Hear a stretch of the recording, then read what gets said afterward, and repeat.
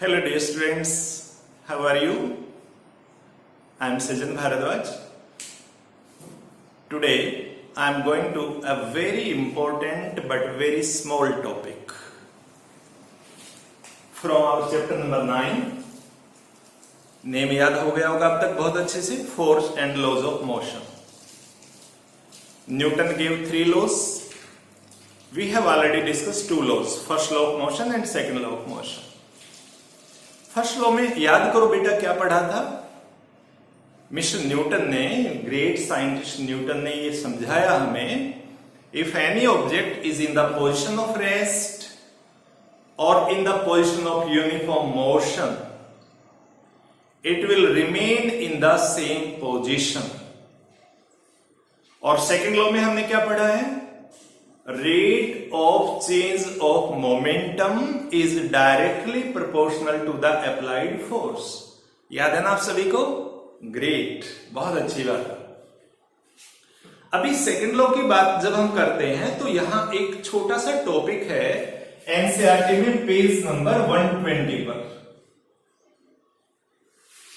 और मुझे टॉपिक भी नहीं बोलना चाहिए, एक छोटा सा पैराग्राफ है जो कई बार टीचर और बच्चों की नजर से स्किप हो जाता है और एग्जाम में पूछ लिया जाता है. क्या टॉपिक है, क्या डिस्क्रिप्शन है वहां पर उस पैराग्राफ में? वहां ये बताया गया है कि how can we derive the first law of motion by using the second law of motion. कि फर्स्ट लॉ अगर बनाना हो, प्रूव करना हो, तो सेकंड लॉ की हेल्प से कैसे प्रूव किया जा सकता है. Let's have a look. तो पेज नंबर 120 प्लीज पढ़ेंगे, सेकंड कॉलम टॉप पर, बिल्कुल ऊपर के पैराग्राफ में. अब हम यहां लिखेंगे according to second law of motion. Second law हमें क्या समझाता है? मैथमेटिकल फॉर्मूला याद करो, शाबाश. स्किप करिए वीडियो, बताइए. Good. It is F is equal to ma.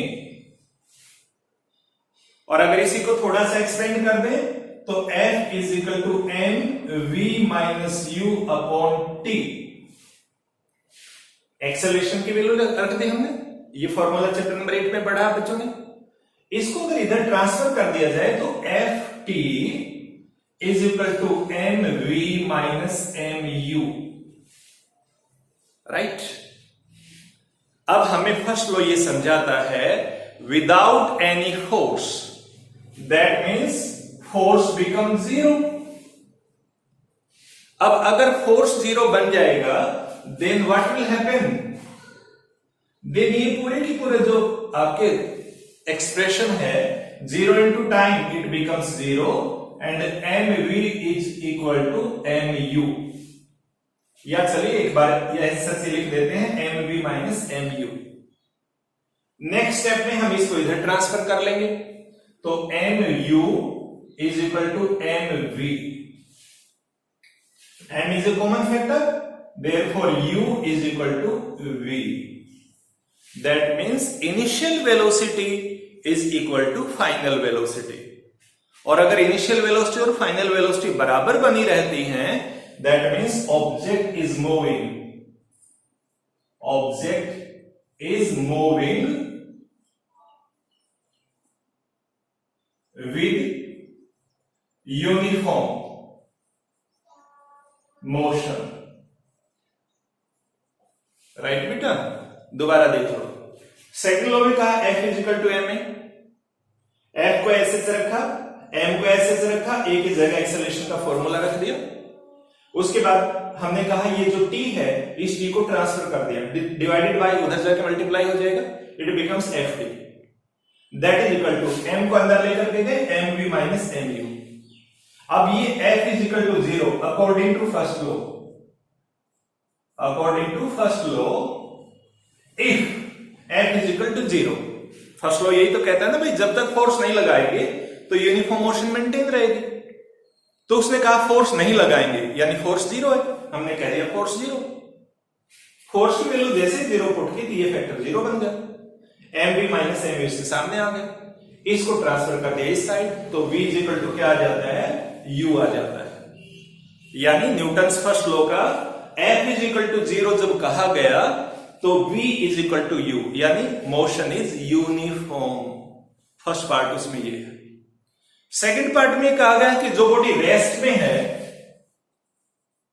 That will remain in the position of rest. अगर f इज इक्वल टू 0 है तो रेस्ट वाला ऑब्जेक्ट किस में रहेगा? रेस्ट में। इसका मतलब ये हुआ कि अगर हम यहीं से उठाएं इस इक्वेशन से, यहां पर अगर आप पुट कर दें, मान लीजिए इसको इक्वेशन नंबर 1 दे देते हैं, if u is equal to 0, u is equal to 0 का मतलब बॉडी रेस्ट में है। तो अगर u 0 पुट कर दिया जाए और u और v दोनों इक्वल है तो देयरफॉर v आल्सो बिकम 0। इसका मतलब ये हुआ कि बॉडी शुरू में रेस्ट में है तो लास्ट में भी किस में रहेगा? रेस्ट में। So if there is no force that means rest वाली बॉडी किस में बनी रहेगी? रेस्ट में। और यूनिफॉर्म मोशन वाली किस में रहेगी? यूनिफॉर्म मोशन में। This is a simple, very simple, बहुत छोटा है टॉपिक है, लेकिन ये उतना ही इंपॉर्टेंट है। एग्जाम में एक लाइन का क्वेश्चन लिखा आएगा, explain first law of motion using second law. और अगर आपने नहीं पढ़ रखा होगा तो यू विल बिकम गोल, और गोल हो गए तो मार्क्स भी कैसे हो जाएंगे? गोल। ठीक है, सो टेक केयर। सबसे पहले हमने सेकंड लॉ की स्टेटमेंट से शुरू करना है, फॉर्मूला रखना है, उसे एक्सप्लेन करना है, फिर फर्स्ट लॉ की हेल्प लेनी है और f इज इक्वल टू 0 मानेंगे। f इज इक्वल टू 0 मानते ये फैक्टर 0 हो गया, v is equal to u आ जाता है। ये v is equal to u means uniform motion.